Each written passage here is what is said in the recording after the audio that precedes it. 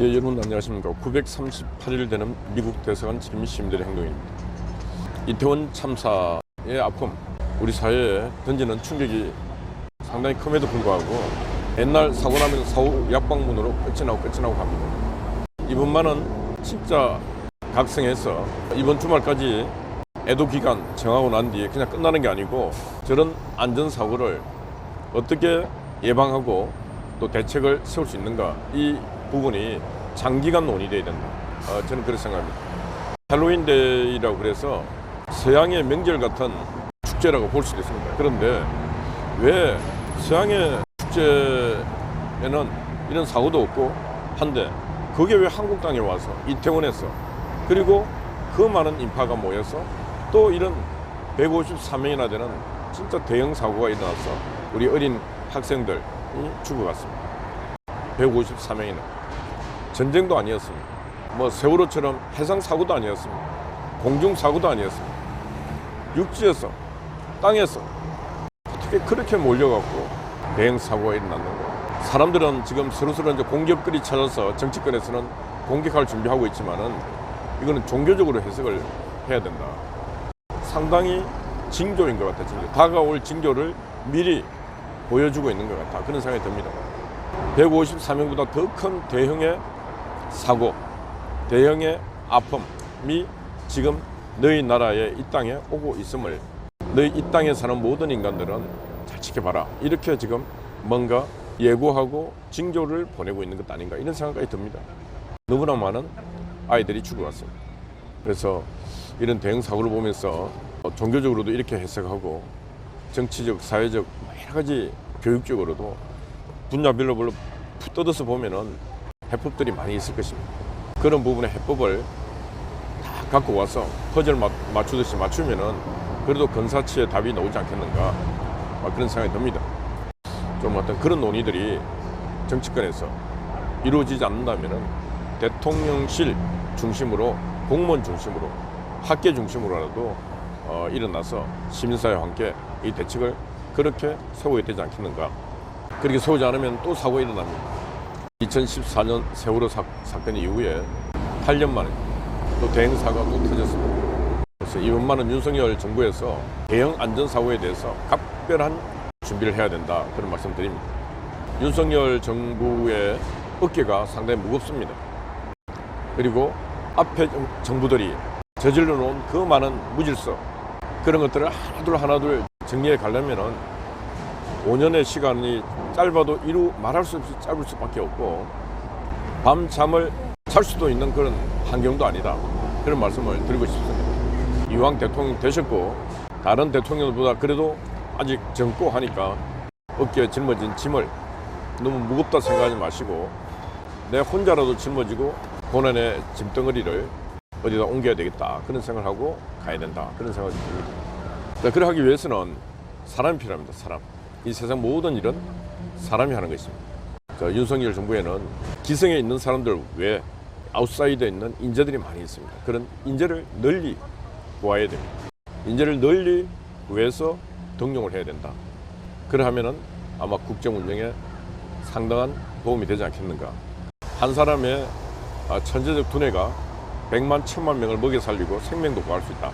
그래서 기업들이 삼성이 인재를 구하듯이 기업들도 그냥 시험 쳐서 뽑고 시험 쳐서 뽑고 하는 그런 매너리즘, 쌍팔년 때부터 하는 그런 거 말고 기발한 창의적인 그런 능력을 가지고 있는 그런 인재들을 좀 뽑아보세요. 많이 뽑아서 돈 막 흩틀게 돈 뿌리지 말고 창의성 갖고 창조적으로 일할 수 있는 그런 공간도 빨리 만들어 보시고 해봐요. 절대로 지금은 공무원들에게 맡겨서 안 됩니다. 정치인들에게 맡겨서 안 됩니다. 지금 대통령실에 그 인재, 대통령실을 운전해 갈 그런 인재들도 제가 볼 때는 상당히 부족하다. 그래서 좀 인재를 널리 구해서 윤석열 후에 동력을 강화시키라, 이런 말씀을 드리고 싶습니다. 지금은 권력을 잡은 새로 탄생한 정부가 저는 제가 볼 때 믿을 데가 없어요. 믿고 함께 할 만한 데가 없다, 그런 생각이 듭니다. 그래서 바깥에 있는 국민들에게 창의적이고 창조적인 생각을 갖고 능력 있는 분들을 널리 인재를 구합니다. 좀 하여튼 인재를 좀 구해보시라, 그런 말씀을 저는 드립니다. 이태원 사고 이후에 하여튼 세상이 좀 조용합니다. 조용하니까 그나마 뭐 어떻게 보면 할 말도 별로 없어요. 좀 세상이 그렇게 좀 조용해졌으면 좋겠습니다. 쓸데없는 에너지 갖고 서로 싸우고 그런 거 하지 말고 서로 아껴주고 사랑해주고 배려해주고 하는 그런 세상이 됐으면 좋겠습니다. 추도 기간이 끝나고 난 뒤에 또 피터지게 싸우겠죠. 국민들은 저 국회가 없었으면 하는 마음입니다. 국회 무용론, 국회 폐지론, 저는 국회 폐지론입니다. 하나 어디 쓰잘데없고 국민들 걱정만 끼치고 국민이 낸 피땀으로 낸 세금 받고 막 저거들 지역구 돈 뿌리기 바쁘고 진짜 이런 말할 수가 없어요. 국회가 망친 이 나라 지금 당장 그 양국관리법 해갖고 그 남아도는 쌀을 계속 사줘야 되는 이런 현상들, 쌀이 남아 돌아와서 쌀을 오히려 폐기 처분하는 게 더 나을 정도로, 그럼에도 불구하고 또 쌀을 양국관리법을 수정해서라도 쌀을 무조건 사주자고 하는 전 민주당이 참 진짜 머리가 있는 인간들인지 생각이 있는 인간들인지 알 수가 없어요. 전 세계는 민주당식 방법으로 가서 다 망합니다. 제가 그저께도 말씀드린 일본 같은 경우는 전통적인 고려를 해왔던 그런 방법이 아닌 미래농업, 첨단농업 이런 방향적으로 방향을 틀고 예산을 그런 데 지원을 하고 하면서 농업 환경이 상당히 바뀌었어. 농민의 실질적인 소득이 2배 이상 늘어났다. 근데 우리 한국은 농민들의 어떤 소득이 늘어났습니까?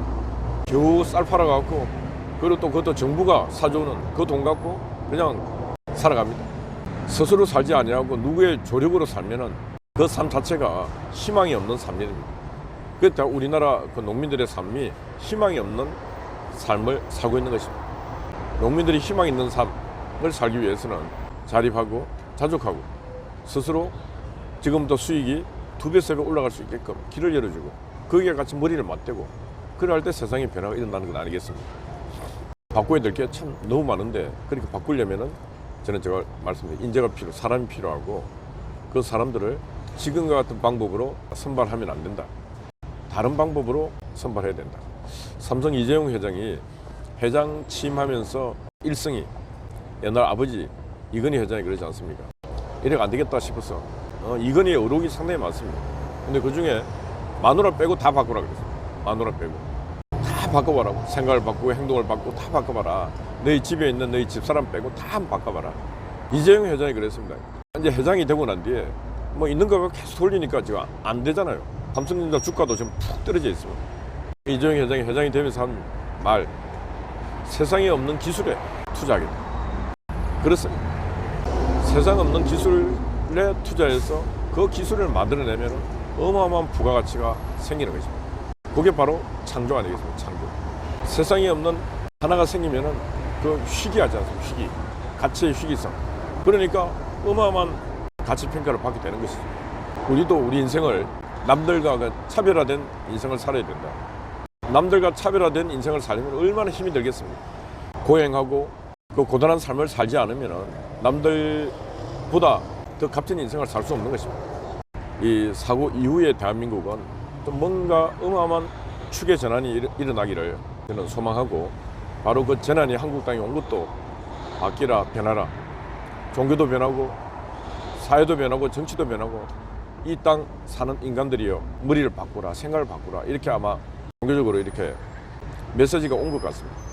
그런 것들을 얼마나 이 종교인들이 받아들이고 정치인들이 받아들이고 또 이 땅에 사는 우리들도 그걸 받아들이고 의식과 행동의 전환을 이룰 수 있는가 그거는 이제 지켜봐야 되겠지만 반드시 그렇게 해야 된다. 이게 지금 154명의 생명이 죽어가면서 이 땅에 남기는 메시지다 이렇게 저는 말씀드리고 싶습니다.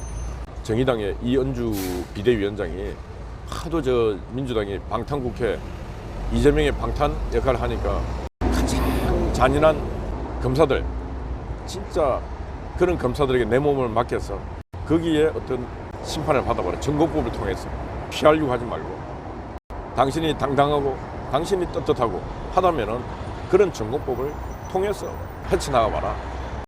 근데 문제는 말한 거 원본은 맞는데 이재명이 그럴 수 있습니까? 지은제가 땅속 깊이 하늘 높이 차고도 넘치는데 그런 거 안 되잖아요.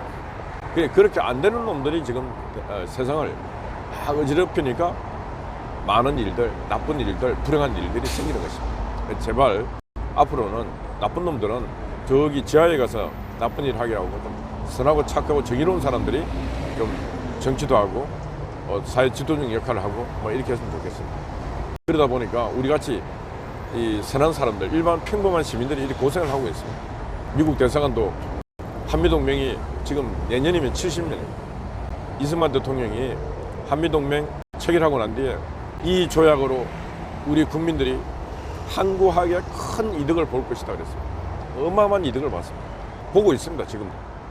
근데 빨간 옷을 입은 저 붉은 무리들이 매일 미군 철거를 하고 있습니다. 근데 지나가는 모든 국민들은 그 많은 이득을 보고 있음에도 불구하고 모든 국민들은 내일이 아닌 양 나는 무관심으로 다 그냥 지나가고 있습니다.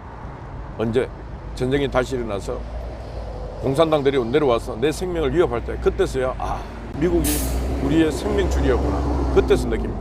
그때 느끼면 뭐 하겠습니까? 다 뺏기고 죽기 일보 직전인데. 그래서 인간이 참 한심하고 보잘것없는 존재가 인간인 것 같습니다. 그래서 좀 세상이 그렇게 바뀌어서 우리 같은 사람이 이렇게 아침 저녁 이렇게 쌩 고생 안 하고 나라가 이런 것들 다 질서 잡고 그런 세상이 오기를 소망하고 희망합니다. 반드시 와야 되는데 상당히 먼 시간에 올 것 같습니다. 먼 시간에 오기 전까지는 누군가는 그날을 위해서 백마탄 초인과 같은 그런 삶을 살아야 안 되겠습니다. 우리는 지금 그런 삶을 살고 있다. 종교적으로 봐도 저 하늘에 계신 분들이 어여삐 여기고 사랑해 주시리라 믿습니다. 어젯밤에도 우리 애국 목사님께서 또 밤을 지켰습니다. 우길고 또 변함없이 또 밤을 지켰습니다. 아침 일찍도 우리 곽은경 TV 와서 또 근무를 시작합니다.